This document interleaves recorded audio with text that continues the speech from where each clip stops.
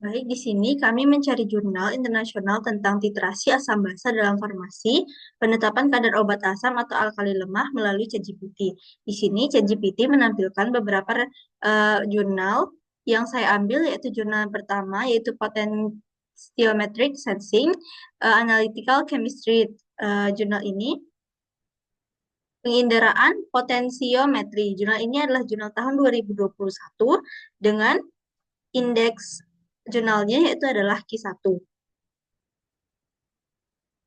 Di jurnal ini, elektroda referensi merupakan pendamping yang sangat diperlukan dalam elektroda selektif ion indikator. Setiap kesalahan pada elektroda referensi akan berdampak langsung pada akurasi dan kualitas pengukuran potensiometri. Elektroda referensi yang paling kuat dan banyak digunakan yaitu adalah AgCl atau Hg2Cl2 yang bersentuhan dengan elektrolit klorida dengan konsentrasi tinggi. Misalnya 3 molar KCl ketika tidak ada elektrolit jembatan tambahan yang digunakan.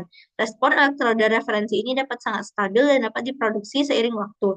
Tetapi beberapa kekurangannya dicatat, elektroda ini perlu dirawat untuk menjaga komposisi elektrolit klorida tetap konstan. Yang kedua, sampel dapat terkontaminasi oleh kebocoran larutan elektrolit pekat. Yang ketiga, sambungan cairan antara elektrolit dan larutan sampel dapat tersumbat dan menghasilkan potensial yang salah. Dan bahkan dalam kasus terbalik, menunjukkan potensial difusi yang harus diperkirakan dan diperhitungkan. Yang keempat, elektroda ini sudah miniaturisasi. Yang kelima, elektroda ini secara tradisional memerlukan penjejaran vertikal dalam sel pengukuran. Nah, untuk itu, saya meminta ChatGPT menemukan rumusan masalah berdasarkan jurnal yang pertama tadi.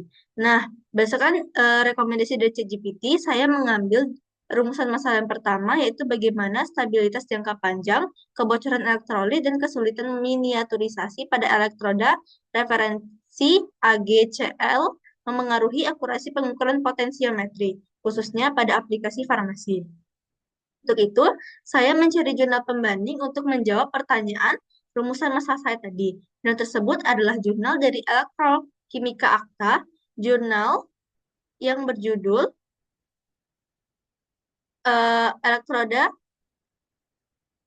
Elektroda referensi AgCl, keadaan padat yang luar biasa stabil untuk jangka waktu lama, istilah pengukuran kontinu berdasarkan poli atau vinil yang terikat silang komposit asetat atau KCl. Jurnal ini adalah jurnal yang berindeks Q1. Kemudian saya meminta ChatGPT untuk mencarikan jawaban berdasarkan jurnal Elektrokimia Akta untuk rumusan masalah saya tadi. Berikut di jurnal tersebut bahwa di laboratorium pengaturan elektroda referensi AgCl adalah yang paling umum, varietas tradisional berisi cairan. Namun, elektroda semacam itu memiliki keterbatasan dalam aplikasi tertentu. Misalnya, larutan elektrolit internalnya memerlukan perawatan berkala untuk memastikan potensi referensi yang stabil dan mencegah kontaminasi, sehingga rentan terhadap faktor degradasi dan biasanya tidak cukup kuat untuk digunakan di atas tekanan sekitar. Jadi, elektroda referensi AgCl tradisional atau cair memiliki keterbatasan karena butuh perawatan rutin agar potensial tetap stabil. Dalam aplikasi farmasi, ketidakstabilan jangka panjang dapat menurunkan akurasi potensiometri, misalnya saat mengukur pH atau konsentrasi ion dalam formulasi obat. Yang kedua, yaitu eh, hasil studi konduktivitas ditunjukkan pada gambar 5. Gambar 5 adalah gambar yang ini. Mengonfirmasi kebocoran KCl bertahap selama keseluruhan durasi penelitian. Kedua sampel dengan dan tanpa struktur polimer ikatan silang menunjukkan peningkatan awal yang tajam dalam konduktivitas larutan sebelum melaju peningkatan melambat dan menjadi konstan. Nah, jadi kebocoran elektrolit KCl itu menyebabkan perubahan konsentrasi ion di sekitar elektroda sehingga referensi potensialnya bergeser. Nah, di farmasi ini akan menghasilkan data potensiometri yang tidak akurat, misalnya ketika menentukan kadar zat aktif atau ion tertentu. Dan judul ini juga nunjukin bahwa teknik cross-linking bisa memperlambat kebocoran dan meningkatkan reliabilitas hasil. Yang ketiga, yaitu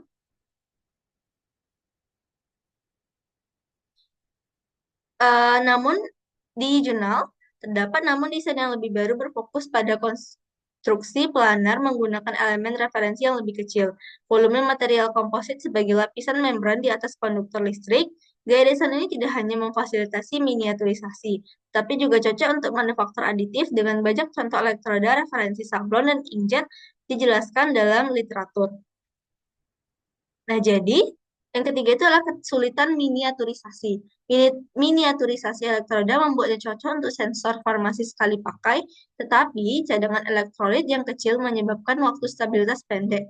Akibatnya akurasi potensiometri bisa turun bila digunakan jangka panjang, kecuali ada inovasi seperti crosslink polimer yang memperpanjang umur pakai.